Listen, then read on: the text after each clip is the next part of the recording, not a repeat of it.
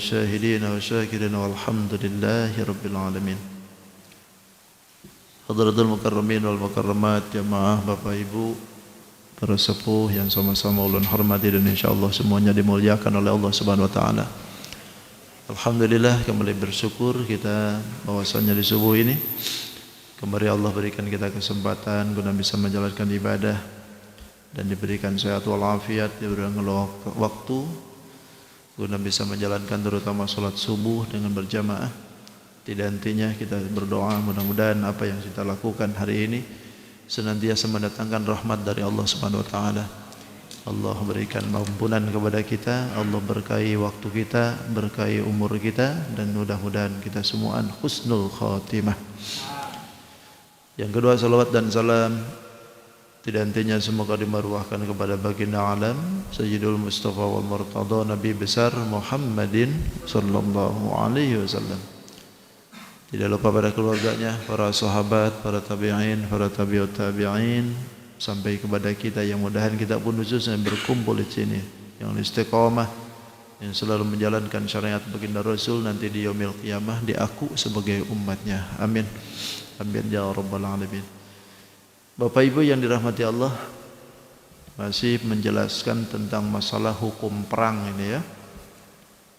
Karena kemarin kita sudah bahas tentang masalah hukum perang sedikit, bahwa perang itu wa asa an takrahu syai'an wa huwa khairul lakum wa asa an tuhibbu syai'an wa huwa syarrul lakum. Kadang kita ini benci dengan sesuatu padahal sesuatu itu adalah merupakan baik untuk kita.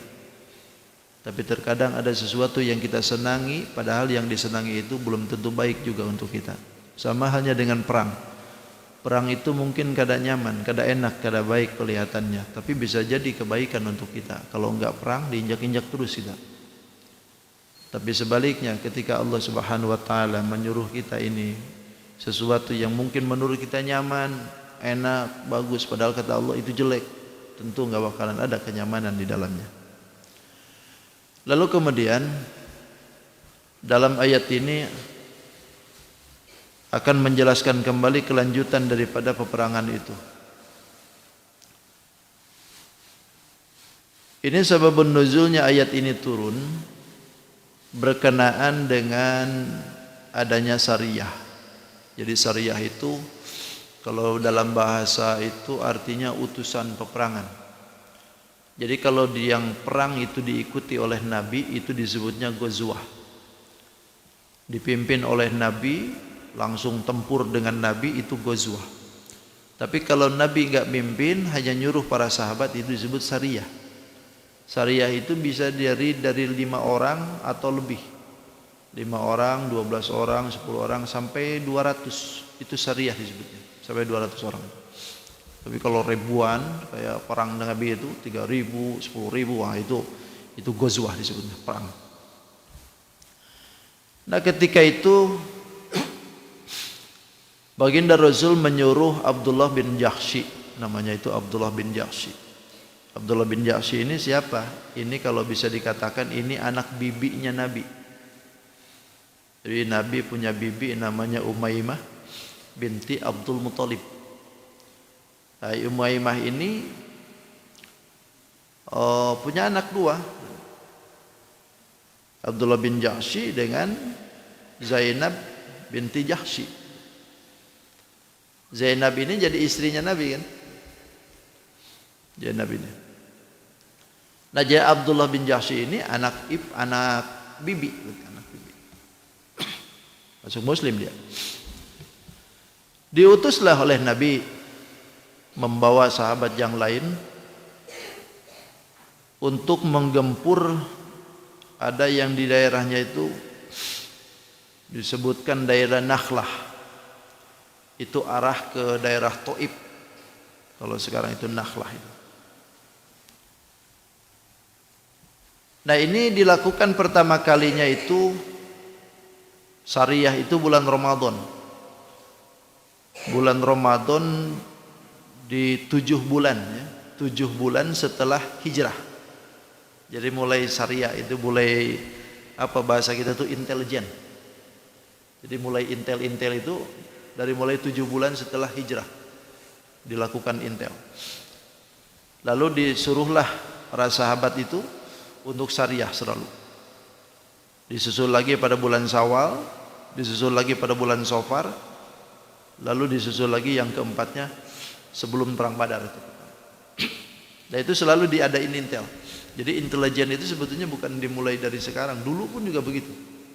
Strategi militer itu seperti itu.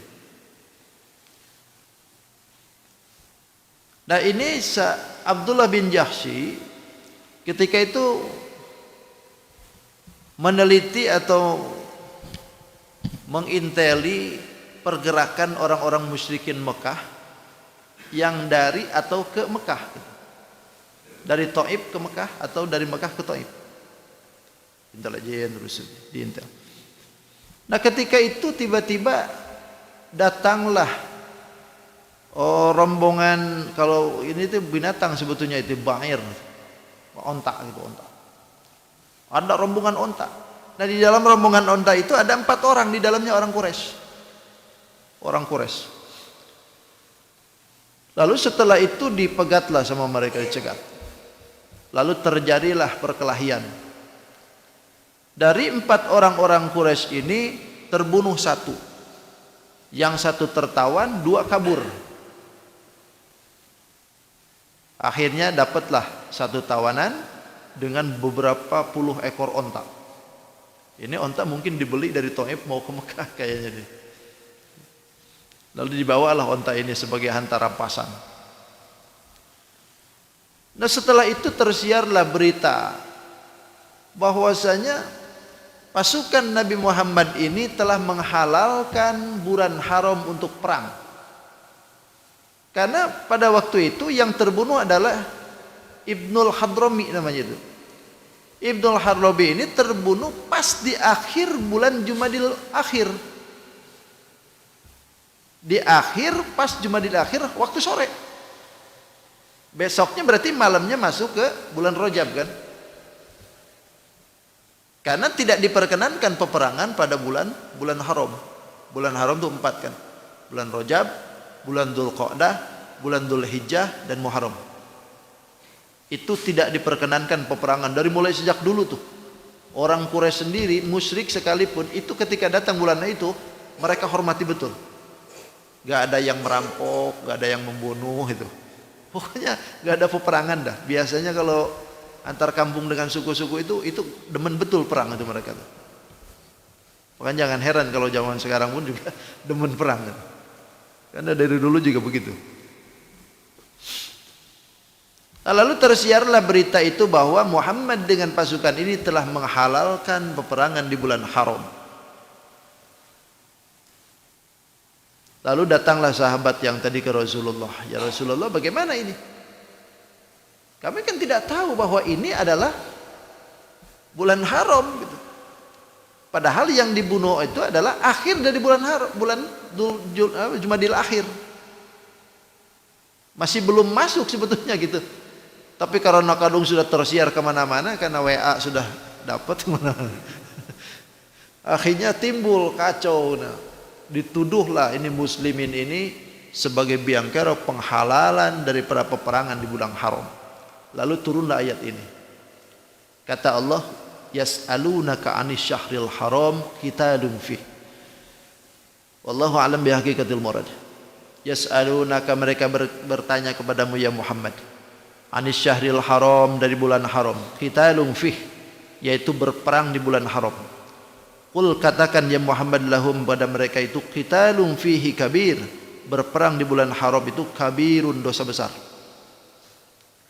Wasaddun an sabilillah, dan adapun akan tetapi menghalangi jalan Allah Subhanahu wa taala, wa kufrun bihi, dan kufur kepada Allah, wal masjidil haram, dan juga masjidil haram, wa ikhraju ahli, dan mengusir ahli Mekah minhu, dari haram, akbaru indallah, itu lebih besar di sisi Allah Subhanahu wa taala. Wal fitnatu, adapun fitnah, akbaru minal qatl, itu lebih besar dari pembunuhan. Wala yazaluna, dan mereka tidak akan berhenti, yuqatilunakum, memusuhi kalian atau membunuh kalian, memburu kalian muslimin, hatta yaruddukum, sampai mereka mengembalikan kalian, an dinikum, meninggalkan agama kalian, in istata'u, jika mereka sanggup. Wa may yartadi, siapa orang yang murtad minkum, dari kalian, an dinihi, dari agamanya, wa yamut, maka kemudian dia mati, wa huwa, dan keadaan dia kafirun, kafir, fa ulaika, maka mereka itulah habitat, sia-sia, a'maluhum, amalnya mereka, fid dunya wal akhirah, dunia akhirat. Wa ulaika, dan mereka itulah ashabun nar, penghuni neraka, hum, mereka itu fiha, di dalam nar, khaliduna, selamanya. Kata Allah, yas'alunaka 'anis syahril haram, mereka akan bertanya kepadamu ya Muhammad tentang bulan haram. Maksudnya bukan bulan haram yang ditanyakan itu, qitalun fih, peperangan di bulan haram. Gimana ini? Kita ini membunuh ternyata di bulan haram ya Rasul. Bagaimana ini? Padahal belum masuk pada waktu itu. Lalu dijawab oleh Allah, qul, kata Allah, katakan kepada mereka ya Muhammad, qitalun fihi kabir, peperangan di bulan haram itu kabirun, dosa besar. Dosa besar, kata Allah. Apakah hukum ini sampai sekarang masih berlaku? Sebetulnya masih berlaku. Peperangan di bulan haram itu tidak diperkenankan. Tapi yang dimaksudkan peperangan tidak dibolehkan di bulan haram itu kalau kitanya yang mulai duluan. Sebagaimana yang ayat yang sudah kan. Kalau kitanya duluan tidak ada masalah, lalu mereka diserang, nah itu nggak boleh. Tapi kalau kita sendiri diserang, apalagi musuh sudah masuk ke kampung kita, ya wis, jangan lari. Itu. Jangan jadi pengecut. Jadilah laki-laki yang tulen. Itu. Jangan di depan, di belakang mentereng-mentereng, begitu ada musuh lari. Hadapilah kalau itu. Atau sudah betul-betul ada di negeri kita musuhnya, ya wis. Ini harus betul-betul dilawan. Nah, ini Abdullah bin Jahsy adalah pemimpin dari syariah ini. Makanya Abdullah bin Jahsy ini kalau bisa dikatakan ini Amirul Mukminin pertama sebetulnya. Amirul Mukminin itu kan ada Abu Bakar, Umar, Utsman, Ali, itu Amirul Mukminin itu disebutnya. Dan Amirul Mukminin pertama itu adalah sebetulnya Abdullah bin Jahsy yang disebutkan Amir Mukminin itu. Nah, ketika itu beliau itu punya inisiatif bahwasanya ini yang datang dari Taif ini kalau tidak diperangi ini bahaya juga. Akhirnya bertemulah kelahian itu. Sampai akhirnya terbunuh satu, yang satu tertawan, dua kabur. Nah, ini yang dua ini yang jadi biang kerok itu. Akhirnya tersiar kabar tentang masalah penghalalan perang di bulan haram itu gara-gara yang dua ini. Tersiar kabar seperti itu, dan itu ditegaskan oleh Allah. Memang perang di bulan haram qitalun fihi kabir. Perang itu adalah dosa gede. Tidak boleh berarti kan? Sama sekali tidak diperkenankan.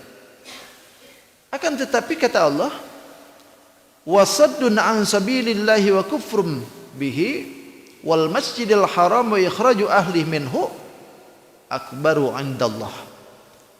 Akan tetapi wasaddun an sabilillah, menghalang-halangi manusia dari jalan Allah, artinya tidak memperkenankan manusia untuk masuk ke dalam agamanya Allah.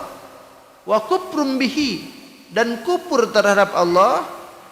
Wal masjidil haram, ay wasaddun anil masjidil haram, dan juga orang ini menghalang-halangi manusia untuk masuk ke Masjidil Haram. Itu jauh lebih besar dosanya. Apalagi wa ikhraju ahli minhu, sampai ahli haram diusir sama mereka. Maksudnya siapa? Baginda Nabi itu. Baginda Nabi dengan para sahabat kan diusir itu dari haram. Jadi intinya perang di bulan haram itu memang tidak boleh kata Allah, dosa gede. Tapi menghalangi orang masuk ke dalam agama Islam, kufur dengan Allah, dan menghalangi orang masuk ke Masjidil Haram, bahkan mengusir ahli haram, maka dia jauh lebih besar daripada perang di bulan haram. Itu jauh lebih gede. Jadi mending mana kata Allah? Mending perang atau mending jadi kufur? Berarti mereka ini lebih gede dosanya kan? Kan gitu ibaratnya. Makanya di sini kan Allah sebutin beberapa tuh.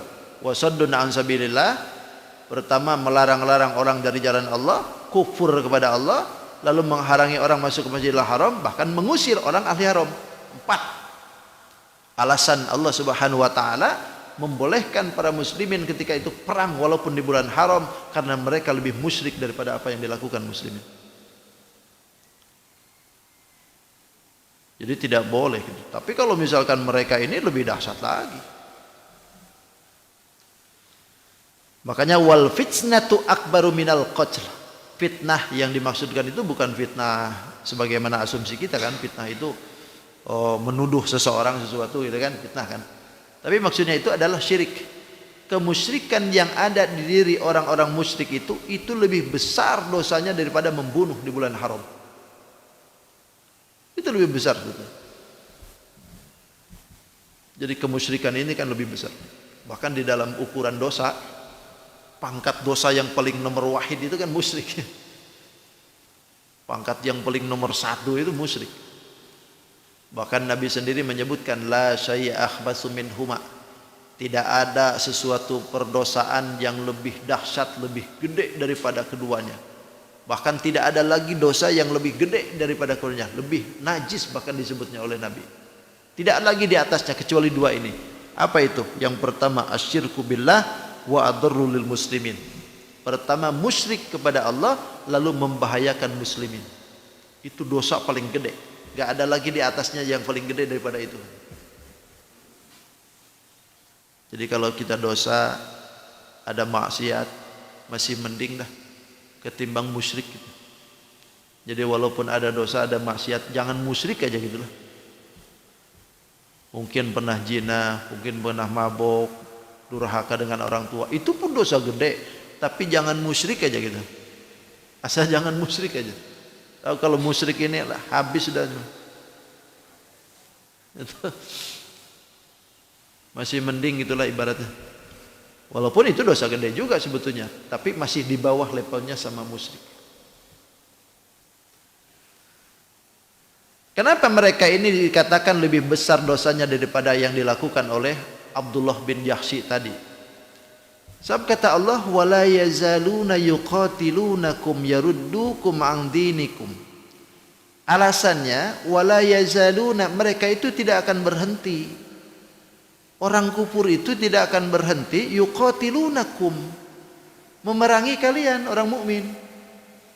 Sama halnya dengan ayat yang lain kan, walan tarda ankal yahud walan nasara hatta tattabi'a millatahum, kan gitu. Mereka tidak akan senang dengan orang mukmin itu sampai kita ngikut agama mereka. Dan ini juga begitu.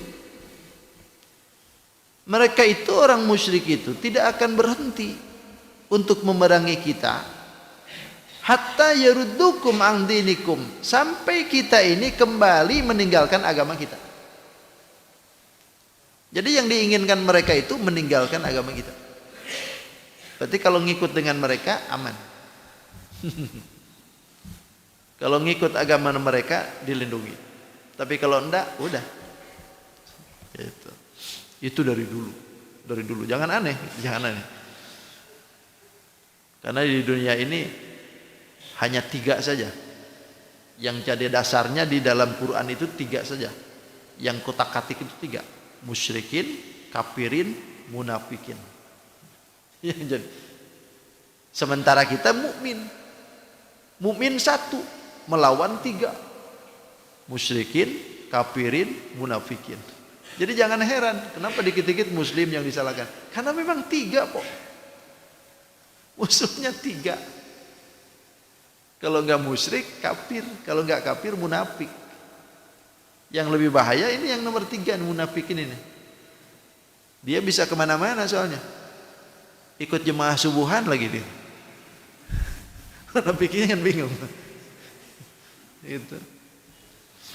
Sabtu subuh ngikut, gitu. Sabtu ahad ngikut. Gitu. Pengajian sore ngikut. Tapi jadi penyakit gitu. Jadi bahaya.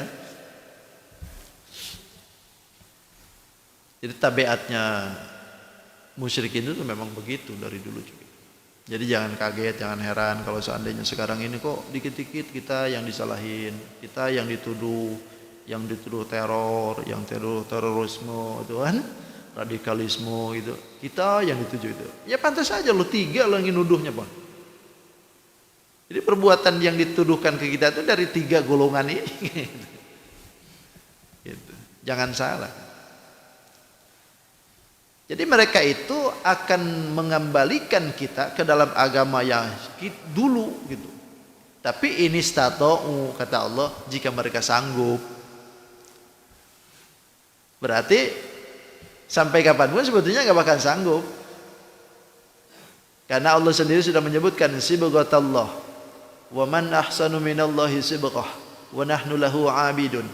Sibghah Allah, celupan agamanya Allah itu tidak ada seorang pun yang lebih baik celupannya daripada agama Allah.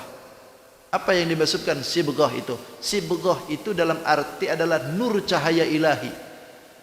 Cahaya Allah kalau sudah ditiupkan atau dicelupkan ke dalam hatinya orang mukmin, siapapun dia nggak bakalan bisa nyopot itu.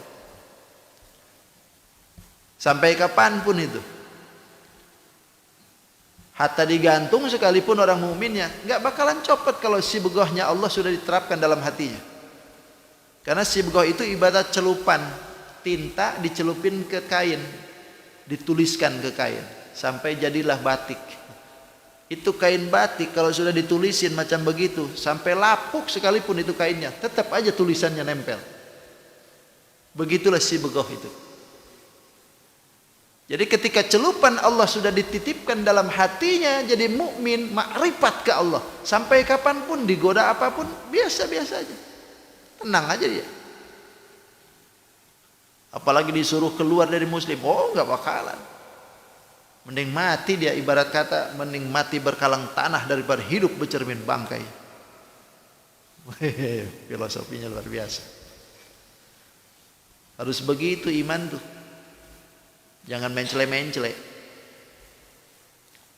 Karena kalau nggak begitu nanti nggak tahan gitu. Jadi sibghahnya Allah tuh begitu. Makanya karena berdasarkan ayat sibghatallah wa man ahsanu minallahi sibghah, ulama menyebutkan bahwa orang mukmin itu kalau mati jarang dia bawa iman. Orang mukmin kalau mati jarang bawa iman. Pasti bawa iman. Bahkan disebutkan dalam satu hadis, orang yang mukmin yang tukang durhaka. Mukmin tapi tukang durhaka. Kalau Allah tampakkan sinar keimanannya, maka akan bersinar antara jihad masyrik dan maghrib. Kalau Allah tampakkan sinar keimanan orang yang mukmin tapi senang maksiat, akan menyinari antara jihad masyrik dan maghrib. Saking baiknya tuh. Mukmin tukang maksiat saja cahayanya macam begitu. Tapi kan nggak ditampakin sekarang, makanya melempem. Apalagi orang yang mukmin taat, cahayanya akan bersinar kemana-mana. Jadi itulah alasannya kenapa mukmin itu dibolehkan oleh Allah Subhanahu wa taala perang walaupun dalam bulan haram, karena kemusyrikan itu jauh lebih dahsyat daripada perang itu. Karena mereka bertujuannya mengembalikan agama kita ke dalam agama dulu.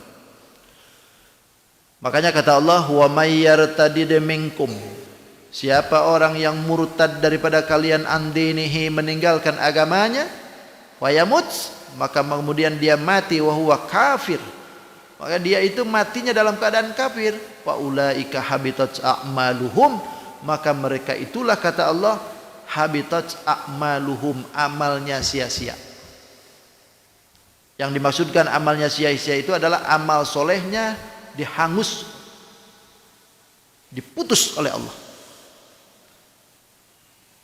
Mati dalam keadaan kafir, kufur, murtad, itu amalnya dihanguskan oleh Allah. Kapan? Fid dunya wal akhirah, dunia akhirat. Murtad bahasanya nih.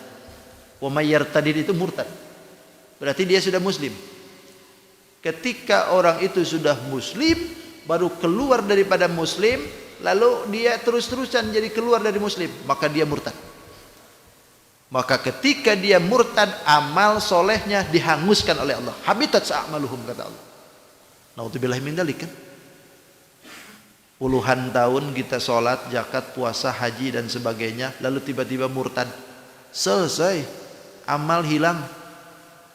Kalaupun misalkan syahadat kembali, boleh dia jadi syahadat lagi, muslim lagi, tapi amal kita ini hangus. Bahayanya murtad itu kan begitu. Kita boleh jadi kita ini balik lagi ke muslim, tapi amal kita ini sudah berapa lama kita melakukan perbuatan amal soleh, tapi ketika murtad saja beres, sudah hangus beramalan. Makanya kan orang murtad itu kalau dia lagi puasa murtad, wajib qada kan. Beda halnya dengan orang musyrik atau kafir. Masuk muslim kada usah qada-qada seperti itu. Langsungkan aja terus dari mulai situ. Tapi kalau orang murtad, ketika dia murtad lalu muslim lagi, selama dia murtad itu wajib qada tuh. Kewajiban yang ditinggalkan, salatnya, puasanya, wajib dia tuh.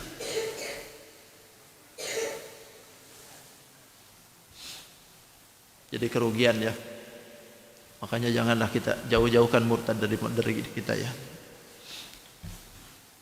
Murtad ini kan bisa jadi murtad dari ucapan, bisa murtad dari pekerjaan, bisa murtad dari keyakinan. 3 murtad. Murtad keyakinan, kita meyakini bahwa agama di luar kita lebih baik daripada kita, itu murtad. Murtad keyakinan. Ada murtadnya murtad pekerjaan. Tiba-tiba nih ini kelakuan macam apa ini, nggak boleh dilakukan oleh kita. Jadi pekerjaan-pekerjaan orang-orang yang musyrik tidak boleh dilakukan oleh kita, karena itu merupakan kemurtadan kita secara perilaku. Lalu yang ketiga ada murtad ucapan. Ini murtad ucapan lebih banyak daripada yang 2 tadi. Bahkan di dalam Sulamut Taufik itu disebutkan murtad ucapan itu tidak bisa diringkas. Artinya tidak bisa ditulis dengan kata-kata, saking banyaknya. Menyebutkan orang muslim yang sudah iman ke Allah disebut kafir, itu murtad ucapan. Tukang tahlil disebut kafir, murtad ucapan. Tukang talqin suka maulid dikafir-kafirkan, itu murtad ucapan. Atau bahkan biasa jadi kita ini mengucapkan dasar lu Yahudi, itu ya murtad ucapan itu. Atau kita ini mengibaratkan seseorang yang dimuliakan oleh agama lalu dihinakan oleh kita dengan sesuatu yang dihinakan agama. Dasar lu babi, dasar lu anjing, ya kan? Itu kata-kata murtad itu, yang bisa mengeluarkan kita dari ucapan itu dari muslim. Monyet lu, itu senangnya tuh ngomong. Itu bahasa itu memang kasar kan? Tapi yang disebutin oleh kita adalah makhluk yang hina, lalu disandarkan kepada orang yang dimuliakan. Ya kalau perilakunya kayak babi sih Tukang nggak sholat, nggak puasa kan kayak babi itu. Ini orang baik-baik kok. Jangan seperti itu. Kalau Bapak pengen tahu tentang murtad yang 3 tadi, beli kitab Zalamut Taufik yang terjemahnya ada. Lalu baca. Di situ tertera ada 3 kemurtadan itu disusun semua. Tapi kalau lebih luas lagi ada lagi kitab Ali Alam. Nah, Ali Alam ini belum ada terjemahan kalau Ali Alam. Masih kitab aslinya. Itu lebih panjang lagi sudah. Silahkan lihatin di situ ya. Kalau di sini kan nggak muat waktunya. Sedikit sebentar lagi kita beresan. Jadi orang yang murtad ini habitat a'maluhum, amalnya hangus fid dunya wal akhirah. Tidak dianggap lagi oleh Allah, tidak ada pahalanya lagi. Wattaqidu bil mauti alai yufidu annahu law raja'a ila al-islam lam yabtul amaluh. Lalu kemudian di sini ada bahasa payamut fa huwa kafir. Ada bahasa payamut. Ini memberikan keyakinan, dikaitkan dengan kematian itu, memberikan faidah annahu, sesungguhnya orang murtad itu law raja'a ilal Islam, jikalau dia itu balik ke Islam, lam yabtul amalu, amalnya tidak akan dibatalkan oleh Allah, pahalanya diadain lagi asal dia balik lagi. Yang sudah-sudah beres. Tapi dimulai lagi, nanti amalnya ada lagi asal balik lagi. Tapi kalau keluar balik, ini balik mana? Ada kan orang sekarang macam itu kan? Kayak nenek moyangnya aja tuh agama. Masuk muslim, lalu keluar, nanti masuk lagi, lalu keluar lagi, masuk lagi, keluar lagi. Kalau macam seperti ini yang dibahasakan oleh Allah nih.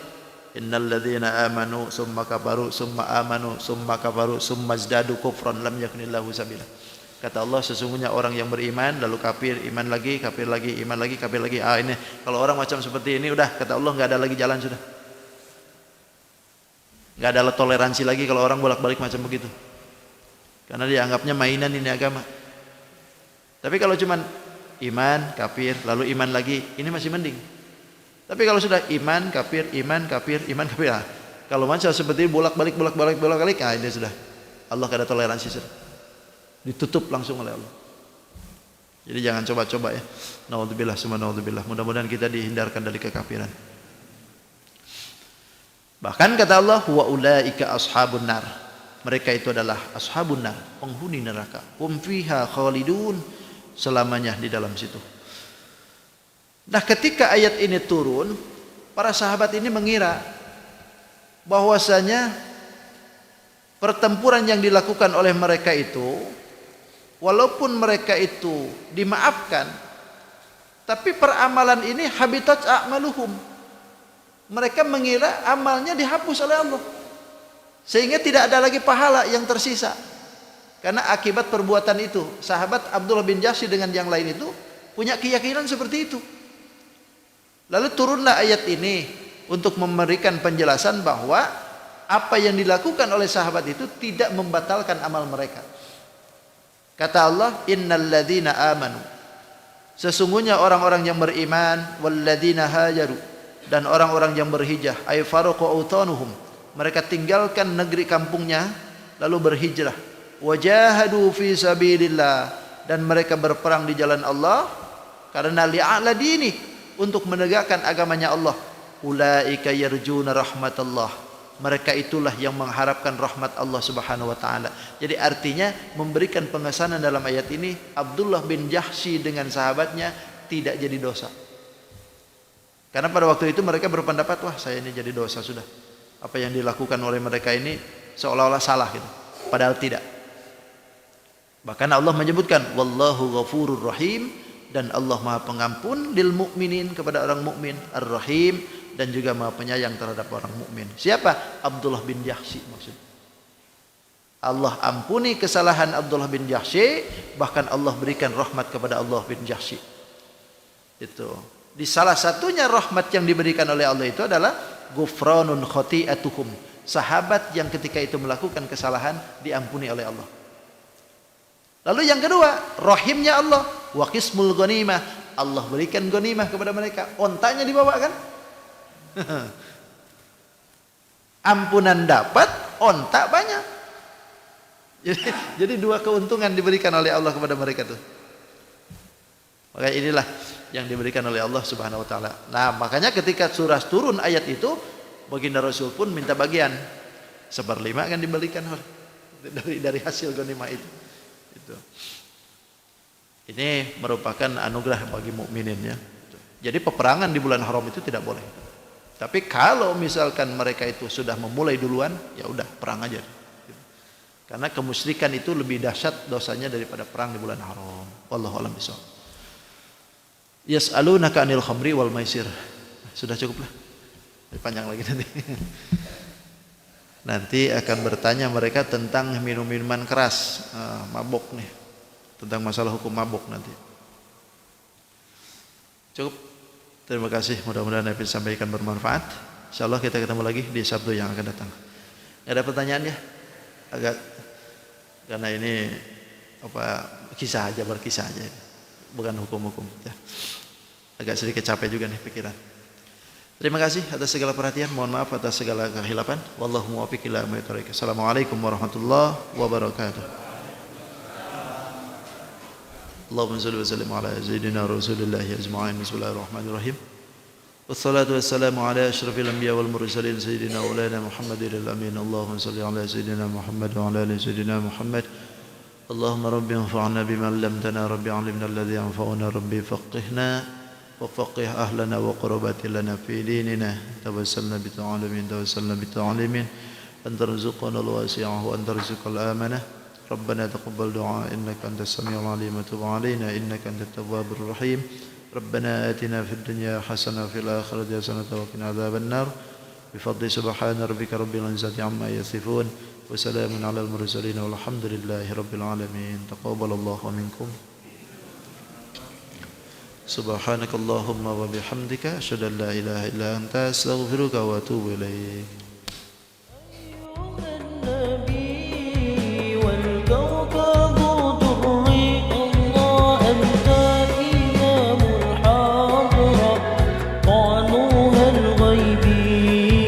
أنت إمام الحاضر سلطانها الغيبي لي عبد حمى